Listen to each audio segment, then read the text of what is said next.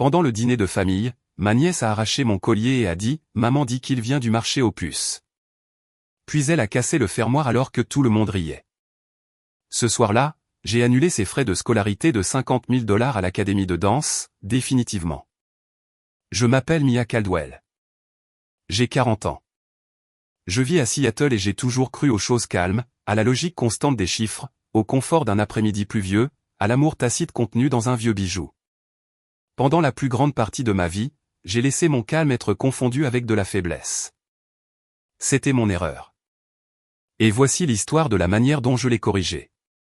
Les rires autour de la table ne se sont pas seulement arrêtés. Ils se sont brisés. Ils se sont figés en plein air, saisis par le claquement métallique et sec qui a résonné dans le silence soudain. Le collier de ma grand-mère, une délicate chaîne en or blanc retenant 3 petits diamants incroyablement brillants, n'était plus autour de mon cou. Il pendait du poing de ma nièce de 12 ans, Lily.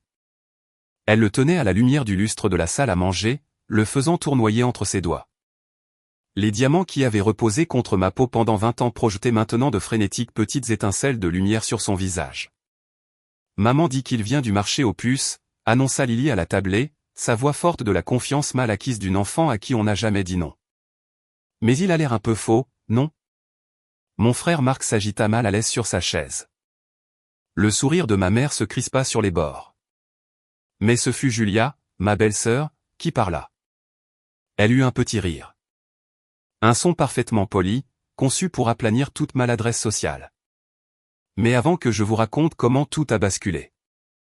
Aimez et abonnez-vous et laissez un commentaire pour me dire d'où vous regardez. Oh chérie, rends-le-lui, dit-elle, son sourire n'atteignant pas tout à fait ses yeux. Tu sais à quel point tante Mia est sentimentale avec ses babioles. Babioles? Le mot resta en suspens dans l'air, bon marché et dédaigneux. Quelques personnes à table ricanèrent, soulagées que la tension soit rompue. Elles suivirent l'exemple de Julia, comme toujours. C'était plus facile. Marc ricana. Mon oncle ricana. Ils voyaient tous la curiosité inoffensive d'une petite fille et l'attachement ridicule d'une femme à un vieux bijou. Tout le monde ricana, sauf moi. Je regardais le sourire parfait de banlieusarde de Julia, un sourire qui m'avait méprisé pendant 15 ans. Je regardais ma nièce, qui apprenait déjà ce même sourire. Je sentis la peau nue de mon cou, froide là où le collier avait été. Dans cet espace froid et vide, une décision se forma. Elle n'était ni bruyante ni colérique. Elle était aussi silencieuse et dure qu'un diamant. C'est à ce moment-là que j'ai décidé que ce dîner serait la dernière fois que quiconque dans la famille Caldwell rirait à mes dépens. De l'extérieur, vous voudriez être un Caldwell. Vous verriez la grande maison avec ses colonnes blanches et sa vaste pelouse verte dans la banlieue de Seattle. Vous verriez les photos que Julia postait en ligne. Des cartes de Noël avec tout le monde en cachemire assorti. Des brunchs d'été sur la terrasse en dalles. Des clichés spontanés des enfants qui étaient tout sauf spontanés. Nous avions l'air impeccables. Un portrait de la réussite américaine. Mais si vous grattiez la surface de cette photo glacée, vous trouveriez de la pourriture en dessous. Dans notre famille, l'amour n'était pas un réconfort. C'était une compétition. Et je perdais toujours. La compétition a commencé avec mon père. C'était un homme au charme immense, le genre de personne qui pouvait vous vendre n'importe quoi et vous faire le remercier pour cela. Il a bâti une entreprise immobilière prospère sur des poignées de main et du charisme. Mon frère Marc a hérité de ce charme comme d'un héritage familial. Il a le sourire facile de papa et sa capacité à faire en sorte que chacun se sente la personne la plus importante dans la pièce. Mais il a aussi hérité de l'aveuglement de papa pour les choses qui comptaient, les courants silencieux de malheur qui coulaient sous la surface. Papa n'a jamais vu comment maman se rapetissait pour le faire paraître plus grand. Et Marc n'a jamais vu comment sa femme Julia faisait la même chose. Seulement, sa version était plus acérée, plus froide et dirigée contre moi. Julia était l'architecte de l'image moderne de notre famille. Elle a épousé Marc et a immédiatement commencé à rénover sa vie, en commençant par sa famille. Elle était obsédée par l'apparence, par le langage tacite des marques, des écoles privées et du bon type d'amis. Sa propre famille venait d'une vieille fortune qui s'était presque entièrement tarie. Alors elle s'accrochait à la performance de la richesse avec une poigne désespérée et féroce. Ses enfants, Lily et le jeune Tom, ont appris très tôt que leur valeur se mesurait au logo sur leur chemise et au volume de leurs accomplissements. Le ballet de Lily, la place de Tom dans l'équipe de football itinérante. Ce n'étaient pas des passe-temps. C'étaient des entrées sur un CV que Julia construisait pour eux, et par extension, pour elle-même. Et puis il y avait moi. J'étais la discrète, la célibataire, la comptable. Dans une famille qui valorisait l'éclat et le bruit, j'étais un gris terne. Je n'avais pas l'air de réussir. Je conduisais une berline raisonnable, pas un VUS allemand. Je vivais dans un appartement minimaliste de bon goût en ville, pas dans une maison tentaculaire en banlieue. Je portais des vêtements bien faits, mais pas de marque. Je trouvais la beauté dans la vérité nette et absolue d'un grand livre équilibré. Pour ma famille, surtout pour Julia, ma vie était un reproche silencieux à leur extravagance bruyante. Ma stabilité semblait être un jugement sur leur quête constante. Ils confondaient mon calme avec de la faiblesse. Ils voyaient mon introversion comme un manque d'ambition. Ils croyaient que parce que je ne me battais pas pour être sous les feux de la rampe, je ne méritais pas du tout d'être dans la lumière. Pendant des années, je les ai laissés le croire. C'était plus facile que de se battre. J'assistais aux dîners de famille, aux fêtes d'anniversaire, aux vacances. J'apportais des cadeaux réfléchis et modestes qui étaient rapidement éclipsés par les cadeaux chers et tapas à accent grave-l'œil que Julia offrait. Je l'écoutais parler pendant des heures des compétitions de Lily ou du complexe 5 étoiles qu'ils avaient réservé pour les vacances de printemps. Je hochais la tête et souriais, et une petite partie de moi mourait à chaque fois. Je me souviens d'un Noël il y a des années. J'avais passé des semaines à tricoter une belle et complexe couverture pour ma mère. Elle était faite de laine mérinos douce et chère, dans sa nuance de bleu préférée. Elle l'a ouverte et son visage s'est illuminé d'un amour sincère. « Oh, Mia, c'est magnifique », a-t-elle murmuré, passant ses mains dessus. Elle l'a enroulée autour de ses épaules. Puis Julia est arrivée en trombe. « C'est l'heure de notre cadeau », a-t-elle annoncé bruyamment. Marc a apporté une boîte de télévision à écran plat géante. C'était un miroir intelligent, une pièce de technologie dont maman n'avait pas besoin et qu'elle n'utiliserait jamais. Il coûtait des milliers de dollars. « Maintenant, tu peux regarder les informations en te maquillant », a dit Julia, rayonnante. La couverture a été oubliée. Elle a été mise de côté sur une chaise pour faire de la place à la boîte géante. Ma mère, une femme qui détestait les conflits, s'est extasiée sur le miroir. « Oh, Julia, Marc, vous n'auriez pas dû », a-t-elle dit, ses yeux se tournant vers moi avec des excuses silencieuses. Mais des excuses sans action ne sont qu'une autre forme de silence. Mon cadeau fait main, plein de chaleur, de temps et d'amour, a été réduit à une note de bas de page. Le gadget cher et impersonnel de Julia est devenu la vedette du spectacle. Elle m'a regardé par-dessus la boîte avec un petit sourire triomphant. Elle avait gagné. Je n'avais même pas réalisé que nous étions en compétition. C'était le schéma. Mes réussites étaient minimisées. Mes sentiments étaient ignorés. Ma présence était tolérée. J'étais l'encre fiable et ennuyeuse qui les faisait se sentir plus excitants, plus vibrants. J'étais le mur nu sur lequel ils accrochaient leurs beaux tableaux. Ils avaient tort à mon sujet. Mon calme n'était pas de la faiblesse. C'était du contrôle. Je contrôlais mes finances. Je contrôlais mes émotions. Je contrôlais ma vie. Je m'étais construit un monde stable et paisible. Mais le poison de ma famille continuait de s'infiltrer. Goutte à goutte toxique. L'incident avec le collier n'était pas la première coupure, mais c'était celle qui était allée trop loin. Celle qui m'a finalement fait réaliser que pour me sauver, je devais couper les ponts avec eux. La pourriture s'était trop étendue, et j'en avais assez de la laisser me consumer. Le dîner était pour le 65e anniversaire de ma mère. La table était dressée pour 12, resplendissante de l'argenterie et du cristal de qualité qui ne sortait que pour les occasions spéciales. Julia, bien sûr, avait tout organisé. Elle avait commandé un gâteau ridiculement compliqué dans une pâtisserie de luxe et engagé un traiteur pour ne pas avoir à cuisiner. Toute la soirée était une performance, une pièce de théâtre intitulée « La famille parfaite célèbre sa matriarche bien-aimée ». J'étais assise en face de Julia, la regardant tenir le beau rôle. Elle était dans son élément, sa voix s'élevant au-dessus du bavardage poli alors qu'elle détaillait son dernier triomphe, l'acceptation de Lily au prestigieux programme d'été du Conservatoire de ballet de Weston. C'est tout simplement le meilleur de la côte ouest, a-t-elle dit en s'épongeant les lèvres avec une serviette en lin. La formation est inégalée. Bien sûr, soupira-t-elle, un son de sacrifice maternel soigneusement étudié.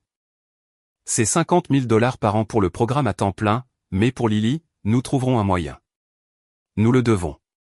C'est son rêve. Marc rayonnait à côté d'elle, le visage brillant de fierté. Ma fille, la ballerine, a-t-il dit à notre oncle, qui a hoché la tête en signe d'approbation. Ma mère regardait Lily, les yeux brillants. Oh, c'est merveilleux, ma chérie. Juste merveilleux. Personne ne m'a posé de questions sur ma vie, sur la promotion que je venais d'obtenir dans mon cabinet comptable, ou sur le travail de bénévole que je faisais pour un refuge pour animaux local. Je ne m'attendais pas à ce qu'ils le fassent. Je suis simplement restée assise là, sirotant mon eau, une spectatrice à mon propre dîner de famille. J'étais heureuse pour Lily. C'était une danseuse vraiment talentueuse. J'avais assisté à son récital, vu la concentration dans ses yeux, la joie dans ses mouvements. Le talent était réel. L'emballage dans lequel il venait, cependant, l'arrogance, le sentiment de tout mériter, la cruauté désinvolte qu'elle apprenait aux genoux de sa mère, devenaient insupportables. Puis vint le moment avec le collier.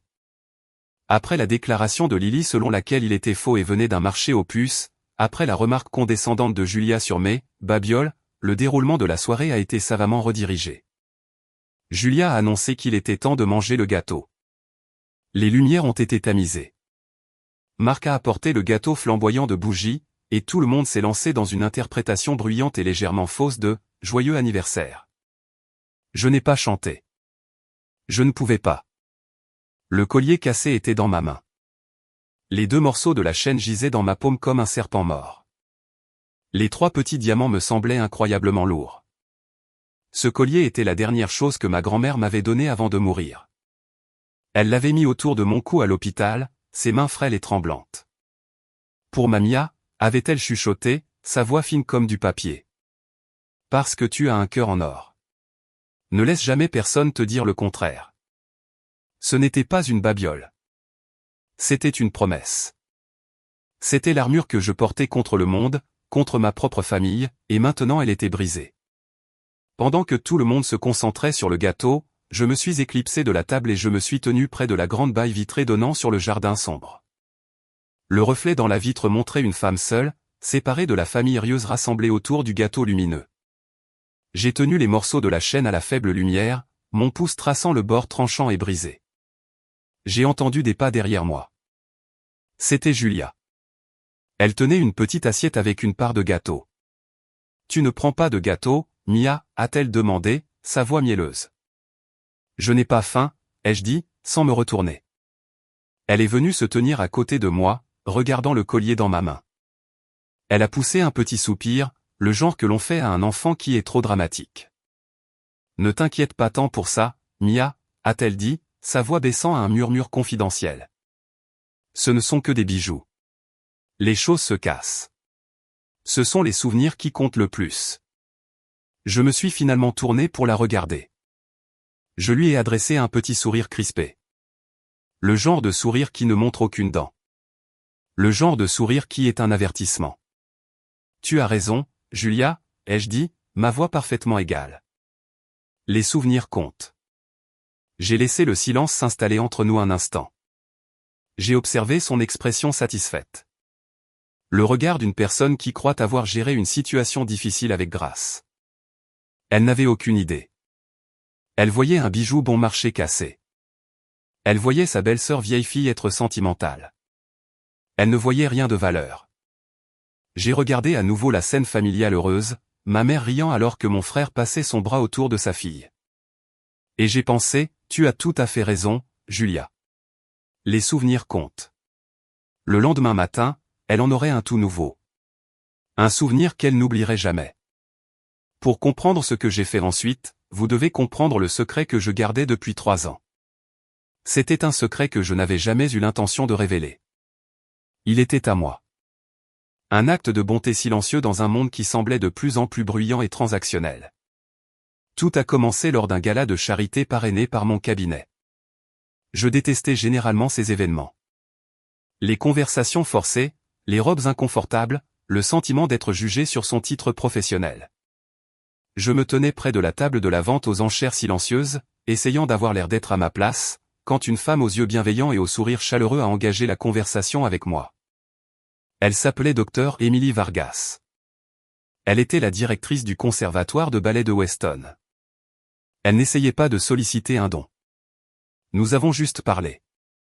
Elle a parlé de la danse non pas comme d'un passe-temps pour enfants riches, mais comme d'une discipline, une forme d'art qui sauvait des vies. Elle m'a parlé des étudiants qui venaient de nulle part, qui frottaient les sols et travaillaient de nuit pour payer leurs chaussons de pointe.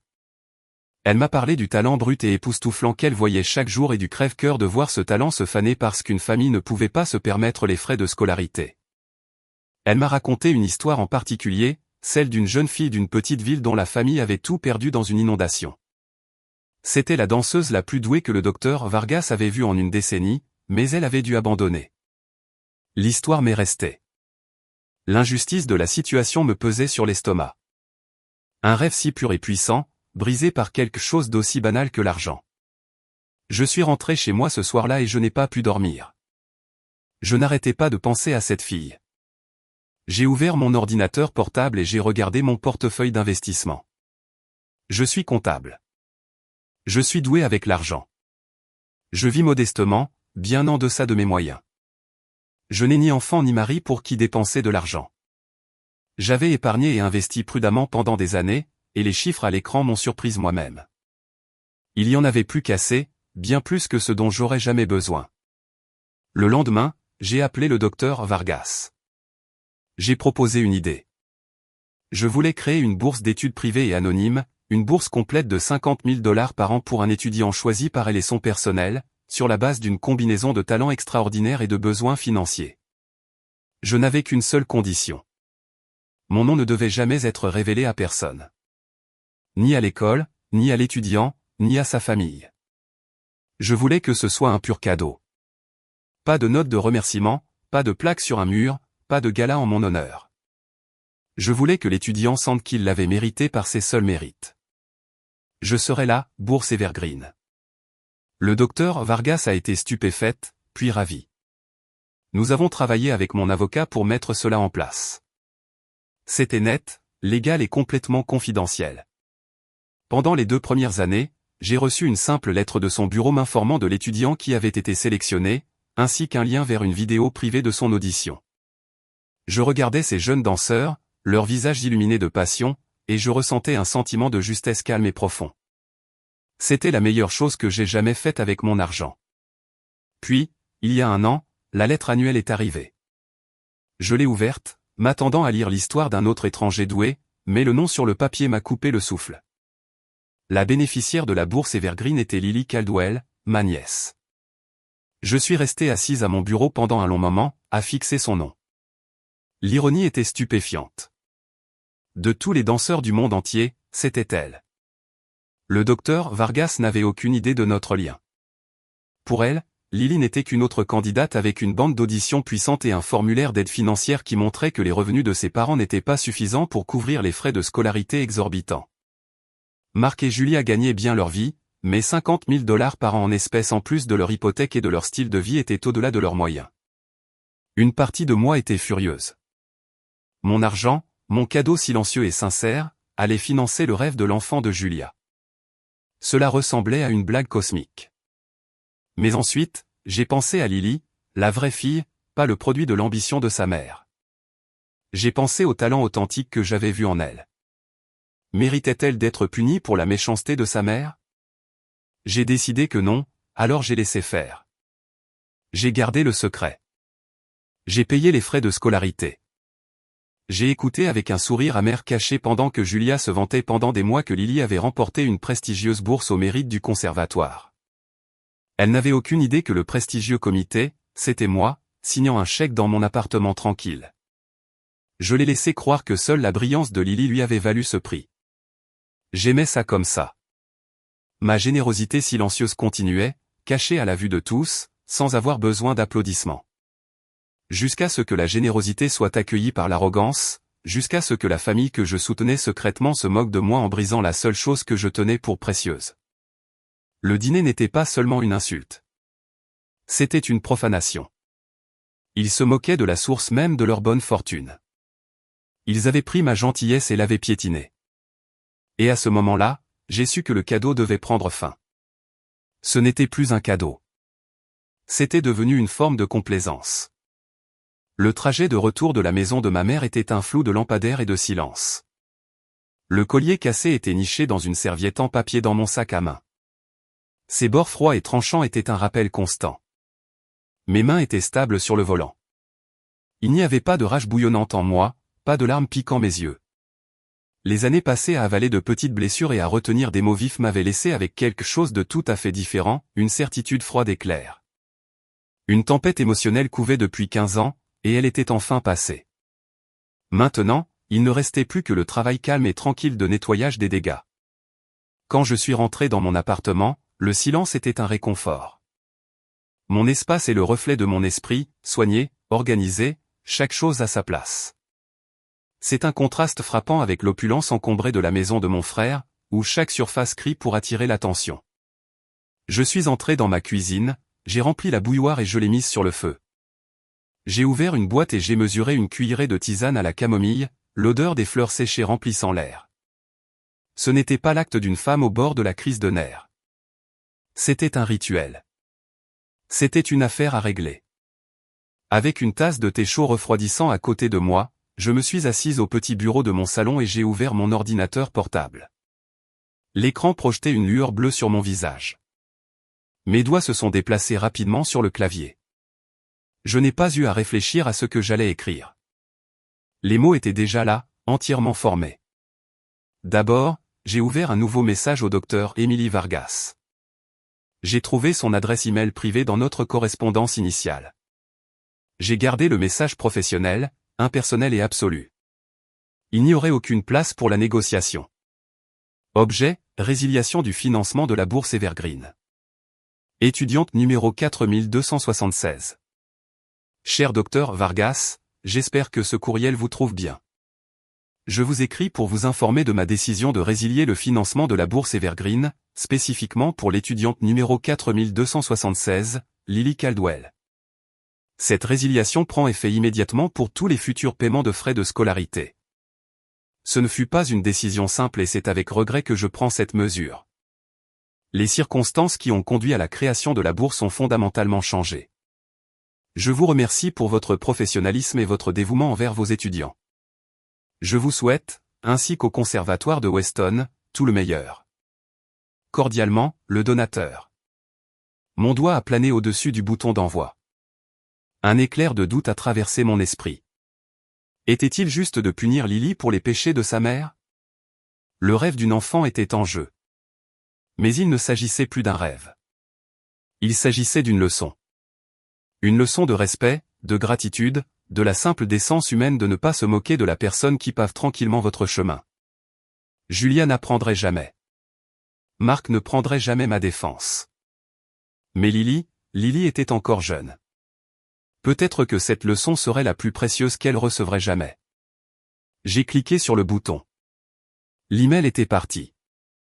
Ensuite, j'ai composé un message à Marc et Julia. Celui-ci exigeait un autre type de précision. Il devait être informatif mais distant. Une petite bombe d'information parfaitement conçue, enveloppée dans un voile de sympathie feinte. Objet, concernant la bourse de Lily, Marc et Julia. Je viens d'apprendre une terrible nouvelle concernant la bourse de Lily au Conservatoire de Weston. Il semble que le donateur privé qui finançait sa place ait retiré son soutien de manière inattendue. Avec effet immédiat, je crois que la politique du conservatoire stipule que dans un tel cas, la totalité des frais de scolarité de l'étudiante pour le prochain trimestre sera due dans les 30 jours. S'ils ne sont pas payés, son inscription sera résiliée. Je suis vraiment désolé d'apprendre cela. Je ne peux qu'imaginer à quel point cela doit être bouleversant. Mia. La dernière ligne était une œuvre d'art. Elle était vraie à sa manière. J'étais désolé qu'il m'ait forcé la main. J'étais désolé qu'ils soient sur le point de faire face aux conséquences de leur propre arrogance, et je pouvais, en effet, imaginer exactement à quel point ce serait bouleversant. J'ai relu l'email 2 fois, puis j'ai appuyé sur envoyer. Clic. J'ai fermé l'ordinateur portable et j'ai pris une gorgée de mon thé maintenant tiède. Le silence de mon appartement m'enveloppait, mais ce n'était pas un silence vide.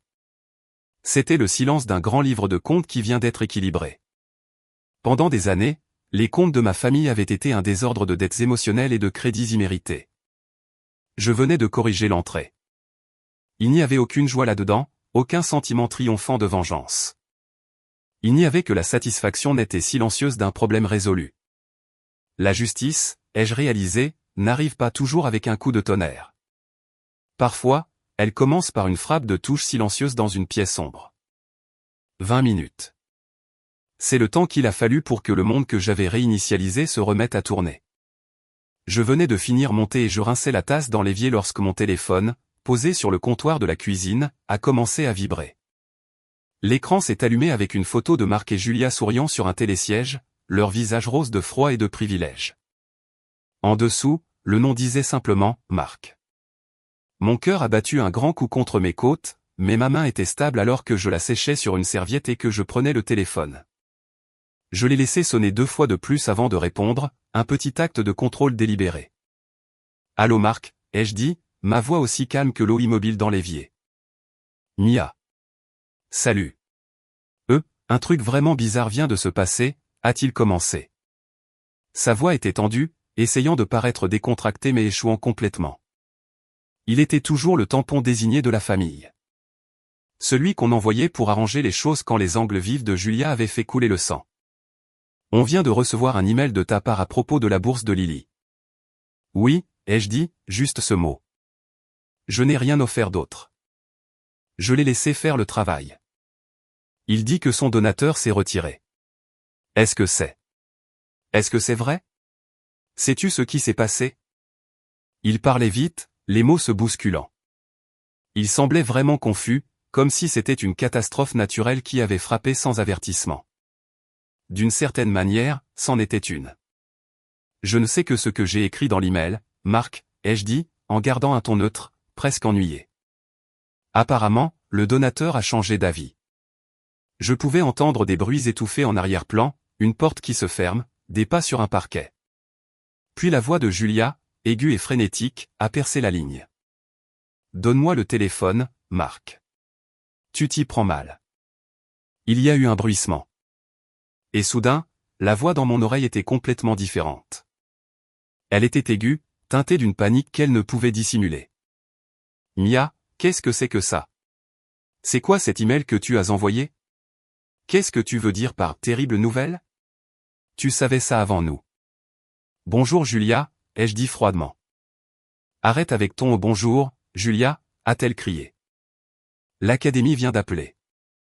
Ils ont confirmé. La bourse de Lily a disparu. Son rêve a disparu. Qui ferait ça? Pourquoi? J'ai laissé ces questions en suspens dans l'air, un long silence qui, je le savais, la déstabiliserait. À l'autre bout du fil, je pouvais entendre sa respiration rapide et superficielle. La panique montait. Je ne sais pas, Julia, ai-je dit doucement. Peut-être que le donateur ne s'est pas senti apprécié. Peut-être qu'il en avait assez d'être pris pour acquis. Une autre pause. Elle traitait mes paroles, essayant de les intégrer dans sa vision du monde où tout tournait autour d'elle. Pas apprécié. Qu'est-ce que ça veut dire? C'était un donateur anonyme. On ne l'a même jamais rencontré. Comment aurions-nous pu l'apprécier? Je me suis dirigé vers la fenêtre de mon salon et j'ai regardé les lumières de la ville scintiller en bas. Elles étaient lointaines et belles, à des années-lumière de la conversation laide que j'étais en train d'avoir. Parfois, l'appréciation ne se résume pas à de grands gestes, ai-je dit, ma voix pensive. Parfois, ce sont les petites choses. C'est être gentil. C'est apprendre à ses enfants à respecter les biens des autres, les sentiments des autres. Le silence qui a suivi était différent. Il n'était plus vide. Il était lourd d'une compréhension naissante. Je pouvais presque entendre les rouages tourner dans sa tête, reliant mes mots à la scène à table. Le collier, mais, babiole sentimentale, les rires, respectés, a-t-elle murmuré, le mot sonnant étranger sur sa langue. Qu'est-ce que le collier a à voir avec ça? Peut-être plus que tu ne le penses, ai-je répondu. Je l'imaginais debout dans sa cuisine immense et parfaite, les jointures blanches alors qu'elle serrait le téléphone. Marc devait planer à proximité, son visage un masque d'inquiétude inutile. C'est le rêve de Lily, Mia, a-t-elle dit, sa voix montant à nouveau, cette fois avec une note de supplication. Ça n'a rien à voir avec une stupide petite dispute de famille. Tu ne peux pas les laisser lui faire ça. Et voilà, la dernière pièce dont elle avait besoin pour résoudre le puzzle. Je lui avais donné l'indice, et elle était tombée droit dedans. Alors peut-être que tu aurais dû y penser, ai-je dit, ma voix baissant, perdant toute sa chaleur. Peut-être que tu devrais traiter les gens qui financent ce rêve avec un peu plus de respect. Le hoquet à l'autre bout du fil fut sec, une soudaine inspiration qui était un pur choc. C'était le son d'une personne fixant un fantôme. Les gens qui le financent, balbutia-t-elle. Sa voix n'était plus qu'un murmure. Toute sa combativité avait disparu, remplacée par une horreur froide et rampante. Tu veux dire que c'était toi le donateur? Je n'ai pas répondu. Je n'avais pas à le faire. Je suis simplement resté près de la fenêtre, écoutant le son de son monde s'effondrer à travers le téléphone. J'ai entendu un sanglot étranglé. J'ai entendu la voix de Marc en arrière-plan, un murmure bas, demandant « Quoi ? Qu'est-ce qu'il y a ?» Je laissais mon silence être la réponse.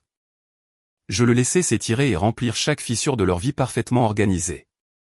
Mon silence était la vérité. C'était le reçu pour 15 ans de manque de respect. Et je savais avec une certitude qui s'ancrait au plus profond de mes os que c'était le son le plus fort qu'ils aient jamais entendu. Ils ont dû raccrocher. Ou peut-être ont-ils simplement laissé tomber le téléphone. Quoi qu'il en soit, la ligne est devenue silencieuse. Je suis resté là un moment, le téléphone toujours pressé contre mon oreille, écoutant la tonalité. Une vague de quelque chose.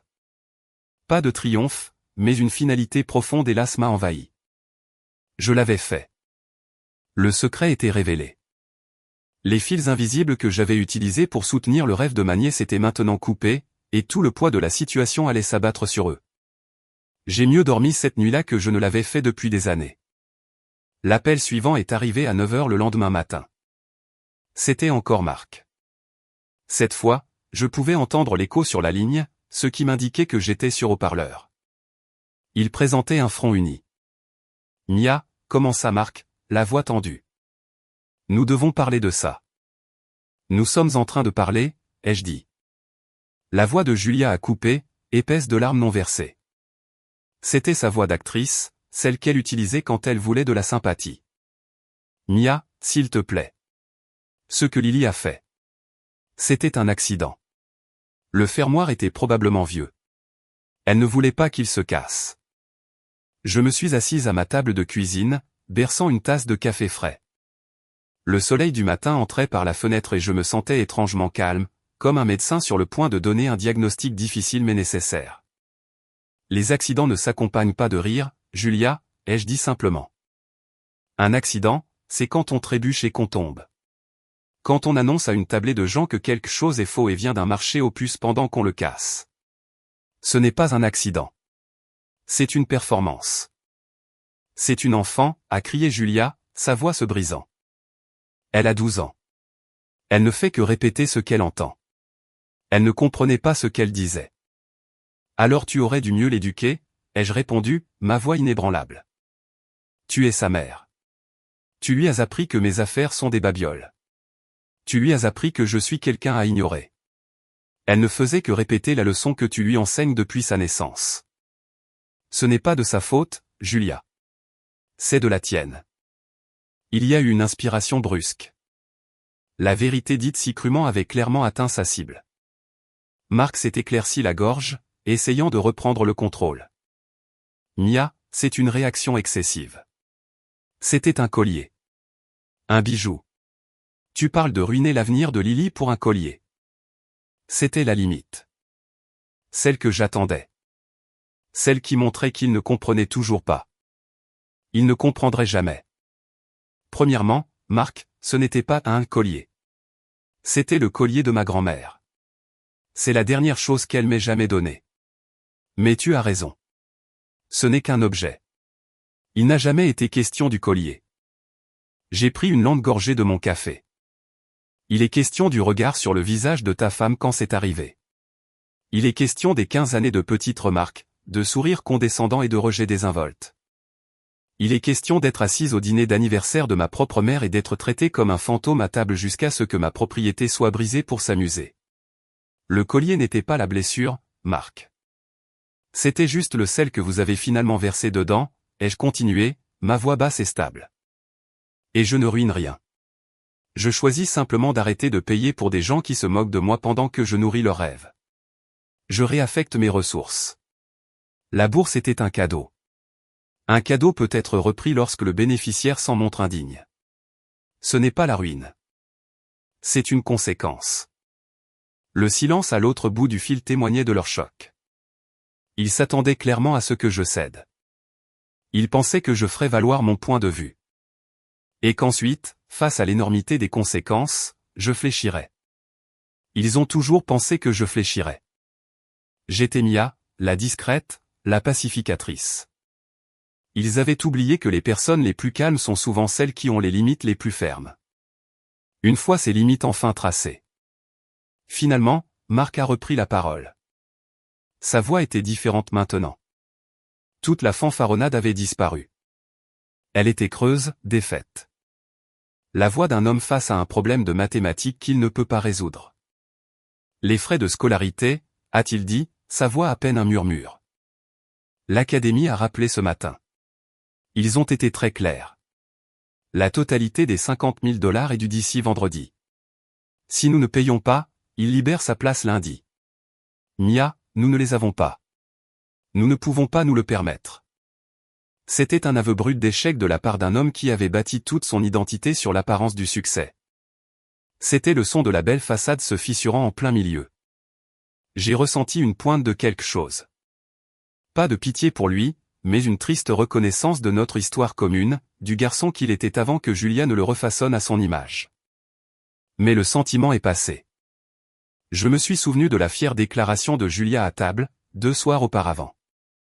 Les mots résonnaient dans mon esprit depuis. Je les ai ramassés et je les lui ai rendus. Tu as dit que vous trouveriez un moyen, ai-je répondu, ma voix douce mais inflexible. Tu as dit que vous feriez n'importe quoi pour le rêve de votre enfant. J'ai fait une pause, laissant le poids de ses propres mots s'abattre sur lui. C'est votre chance.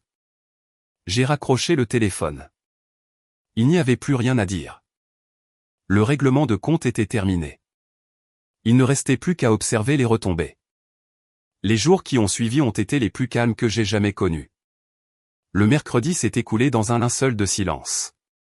Puis le jeudi, mon téléphone, qui bourdonnait habituellement de SMS du groupe de discussion familiale sur la logistique d'un événement à venir, est resté sombre. C'était une paix étrange et troublante. Je me suis surprise à le vérifier constamment, non pas par espoir, mais par une curiosité morbide. J'imaginais l'énergie frénétique dans leur maison, les conversations colériques à voix basse, les appels désespérés à la banque, la prise de conscience naissante et terrifiante qu'il n'y avait pas de solution magique. Ils étaient piégés par les conséquences de leurs propres actes. Je connaissais leurs finances presque aussi bien que les miennes. Marc gagnait bien sa vie, mais Julia la dépensait plus vite. L'hypothèque de leur maison surdimensionnée, les leasings de leurs 2 voitures de luxe, l'adhésion au country club, les vêtements de marque pour les enfants. C'était un château de cartes construit sur la dette et les paiements mensuels. Rassembler 50 000 $ en espèces en moins d'une semaine était une impossibilité pour eux. Leur richesse était une illusion, tout comme leur famille parfaite. Le vendredi est arrivé et passé. J'ai travaillé de la maison, mon ordinateur portable ouvert, mon esprit à des millions de kilomètres. À 17h01, je savais que le bureau de l'économe du conservatoire de Weston était fermé. Aucun paiement n'avait été effectué. Je n'avais besoin de personne pour me le dire. S'ils avaient réussi d'une manière ou d'une autre, mon téléphone aurait explosé de messages triomphants et rancuniers. Leur silence était ma confirmation. Le lundi matin, un email est apparu dans ma boîte de réception. Il venait du docteur Vargas.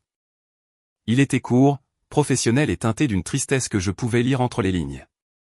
Chère donatrice, conformément à vos instructions, je vous écris pour confirmer que la date limite de paiement des frais de scolarité pour l'étudiante numéro 4276, Lily Caldwell, est passée vendredi sans réception de fonds. Conformément à notre politique, sa place dans le programme à temps plein du conservatoire a été officiellement libérée. Nous l'avons déjà offerte à la première étudiante sur notre liste d'attente, une jeune danseuse très douée de Portland dont la famille sera ravie. Encore une fois, je suis désolé que les choses se soient terminées de cette manière. Votre bourse a fait et continuera de faire beaucoup de bien. Cordialement, Dr. Emily Vargas.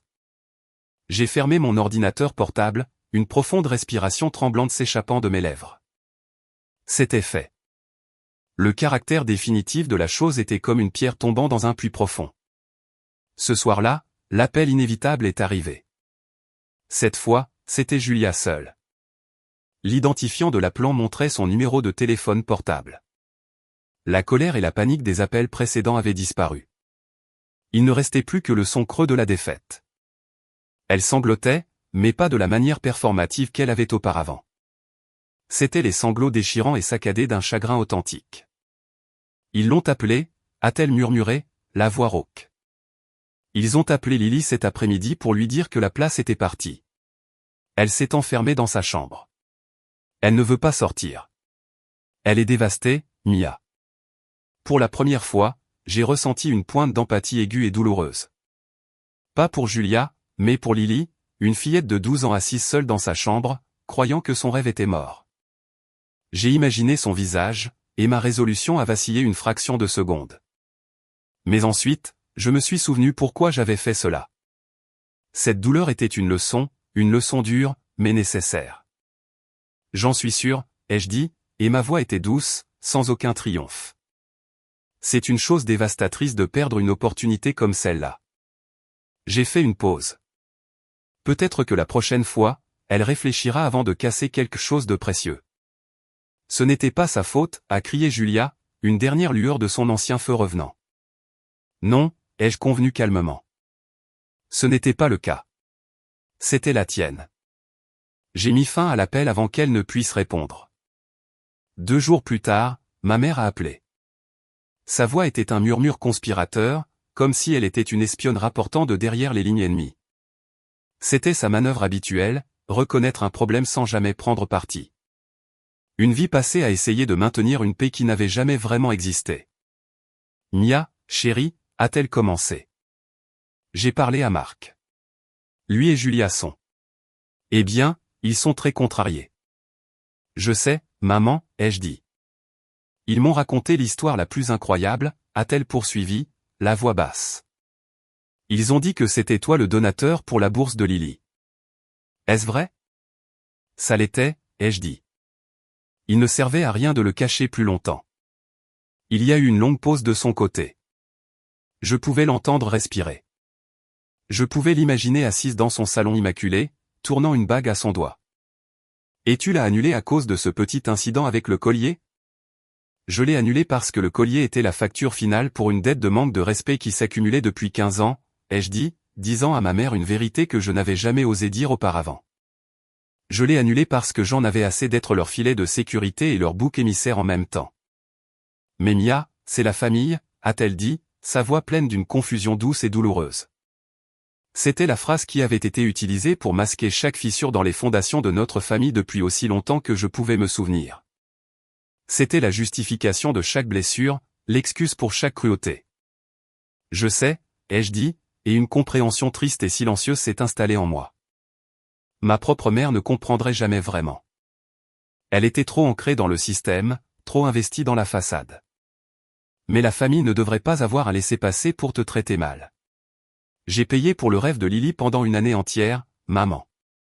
Je n'ai jamais rien demandé en retour. Ma voix était claire et stable. Le respect était le seul paiement que j'ai jamais voulu. Et quand ils n'ont même pas pu me donner ça, j'ai fermé le compte. Une semaine s'est écoulée. Le silence de la maison de mon frère est devenu une constante. Un nouveau mur froid entre nous. Ma mère a appelé quelques fois de plus, faisant des bruits vagues et malheureux sur le pardon et le fait de laisser les choses se tasser. Mais elle n'a pas insisté. Je pense qu'à un certain niveau, elle savait que j'avais changé. L'ancienne Mia, celle qui aurait absorbé n'importe quel affront pour le bien de l'harmonie familiale, avait disparu. Cette nouvelle Mia avait des limites en acier. Le calme a commencé à ressembler moins à un vide et plus à la paix. Je trouvais un nouveau rythme à ma vie, un qui n'impliquait pas de me préparer pour la prochaine réunion de famille. Puis un après-midi, une enveloppe est apparue dans ma boîte aux lettres, différente des factures et du courrier indésirable habituel. C'était une simple enveloppe blanche unie. Il n'y avait pas d'adresse de retour. Mon nom et mon adresse étaient écrits sur le devant d'une écriture soignée et bouclée qui travaillait encore sur les subtilités de la cursive. C'était une écriture d'enfant. Mon souffle s'est coupé. Je l'ai montée dans mon appartement et je l'ai posée sur le comptoir de la cuisine, la fixant comme si elle pouvait exploser. J'avais peur de l'ouvrir. J'imaginais que c'était une lettre de Lily, dictée par Julia, pleine d'accusations et de mélodrames. J'imaginais que c'était un dernier appel désespéré pour que je change d'avis. J'ai failli la jeter, mais ma curiosité l'a emporté. J'ai glissé mon doigt sous le rabat et j'ai sorti une seule feuille de papier de cahier ligné, du genre avec les lignes bleu pâle et la marge rose à gauche. Elle était soigneusement pliée en 3. Je l'ai dépliée. La lettre était courte. Chaque mot semblait choisi et douloureusement réel. Chère tante Mia, je suis tellement désolé. Je suis désolé d'avoir cassé ton collier. Je ne savais pas qu'il était vrai ou qu'il était important pour toi. Je n'aurais pas dû le toucher. C'était mal. Maman a dit des choses sur toi et tes affaires qui n'étaient pas vraies. Je pensais qu'elle avait raison, mais je ne le pense plus. Elle est très en colère et papa aussi. Mais je pense qu'ils sont en colère parce qu'ils se sont fait prendre. Tu m'as aidé plus que quiconque ne l'a jamais fait. Tu as payé pour mon rêve et je ne savais même pas que c'était toi. Je n'ai jamais eu l'occasion de te dire merci. Je me sens horriblement mal d'avoir été méchante avec toi alors que tu étais si gentille avec moi. Merci de m'avoir aidé. Même si c'est fini maintenant, je ne l'oublierai jamais. Je suis désolé, Lily. J'ai lu la lettre 3 fois. À chaque lecture, le nœud protecteur serré dans ma poitrine se desserrait. À la fin de la 3e lecture, des larmes coulaient sur mon visage. Ce n'étaient pas des larmes de tristesse ou de colère. C'étaient des larmes de soulagement, des larmes d'une validation profonde et déchirante. Il n'y avait pas d'excuse. Il n'y avait pas de rejet de la faute. Il n'y avait que l'honnêteté nette, simple et dévastatrice d'une enfant qui avait enfin vu la vérité. La ligne « Maman a dit des choses qui n'étaient pas vraies » était tout. C'était Lily se séparant du récit de sa mère. C'était le son d'une conscience qui naissait. À ce moment-là, j'ai su que je n'avais pas ruiné l'avenir d'une petite fille. Je lui avais donné une chance d'en avoir un vrai, un construit sur le caractère plutôt que sur le privilège. Mon action silencieuse et douloureuse n'avait pas été un acte de destruction. C'était un acte de clarification. Elle avait dissipé la fumée et brisé les miroirs. Et dans les décombres, Lily avait trouvé un morceau d'elle-même. Je suis allé à mon bureau et j'ai sorti une feuille de mon propre papier à lettres, épais et couleur crème, et un bon stylo plume. Un email semblait trop impersonnel pour cela. Un SMS semblait bon marché. Cette conversation méritait du soin. Je lui ai répondu, ma propre écriture claire et stable. Chère Lily, merci pour ta lettre. Elle signifie plus pour moi que tu ne l'imagines. Je te pardonne complètement. Le collier peut être réparé. Les choses qui sont cassées peuvent souvent être réparées, parfois même plus fortes qu'avant. Ce qui compte, c'est que tu aies compris. Tu es une danseuse incroyablement talentueuse. Je l'ai vu dès le premier instant où je t'ai regardé sur scène. Ce talent t'appartient, pas à une école, pas à tes parents, et pas à moi. Ne laisse jamais personne, y compris toi-même, te convaincre que ton rêve ne peut se réaliser que dans un seul bâtiment coûteux. Continue de danser. Danse dans ta chambre, dans un studio local, dans le parc. Danse parce que tu aimes ça. Le vrai talent n'a pas besoin d'une bourse de 50 000 $ pour survivre. Il a juste besoin de cœur. Je suis très fier de la personne que tu deviens. Avec amour, tante Mia. J'ai plié la lettre, je l'ai glissée dans une enveloppe et je l'ai adressée à elle, à la maison de mon frère. Marcher jusqu'à la boîte aux lettres était différent cette fois. Ce n'était pas un acte de guerre. C'était un traité de paix. Pas avec mon frère ou sa femme, mais avec l'avenir. J'avais fermé une porte sur un passé toxique, et ce faisant, j'avais ouvert une petite fenêtre pour la prochaine génération. C'était plus que ce que j'avais jamais espéré. Le collier est maintenant autour de mon cou, reposant à sa place familière contre ma peau. Je l'ai emmené chez un bijoutier du centre-ville, un vieil homme calme aux mains douces et une loupe attachée en permanence à son œil. Il a réparé la chaîne et a remplacé le fermoir par un qui est un peu plus épais, un peu plus solide que l'original. Il a dit que ce serait plus sûr ainsi. J'ai trouvé que c'était approprié. Parfois, les choses doivent se briser pour révéler ce dont elles sont vraiment faites. Et parfois, il faut rompre avec les gens qu'on aime pour se sauver soi-même. Les retombées se sont installées dans une nouvelle et étrange réalité. Julia a perdu son pouvoir sur moi et avec lui la prétention brillante dont elle avait enveloppé sa vie. Marc a perdu son silence confortable et a été forcé de faire face aux conséquences réelles de sa passivité. J'entends dire qu'ils ont dû vendre une de leurs voitures et annuler leur adhésion au country club. Mais Lily, elle, a gagné quelque chose en perdant une bourse. Elle a gagné une conscience. Et moi, en perdant la famille que je pensais devoir avoir, j'ai finalement gagné la paix. Ils diront probablement toujours que je l'ai fait par vengeance. Ils raconteront l'histoire lors de dîners, ceux auxquels je ne suis plus invité, de leurs sœurs amères et sans enfants qui ne supportaient pas de les voir heureux. Mais je connais la vérité. La vengeance consiste à causer de la douleur. Ce que j'ai fait, c'était de rétablir l'équilibre. Je leur ai simplement présenté la facture pour des services qu'ils prenaient pour acquis depuis longtemps. Ma vie est plus calme maintenant, mais elle est aussi plus pleine. Elle est remplie de mes propres choix, de mes propres valeurs, de mon propre sentiment inébranlable de valeur. Le silence n'est pas vide. Il est pur. C'est le son du respect de soi. Si quelqu'un a déjà ri en brisant quelque chose que vous aimiez, si on vous a déjà fait sentir petit pour que quelqu'un d'autre puisse se sentir grand, abonnez-vous et souvenez-vous de ceci. La gentillesse sans limite n'est pas de la gentillesse. C'est la permission pour eux de continuer à prendre de vous jusqu'à ce qu'il ne reste plus rien. Et vous valez bien trop pour laisser cela se produire.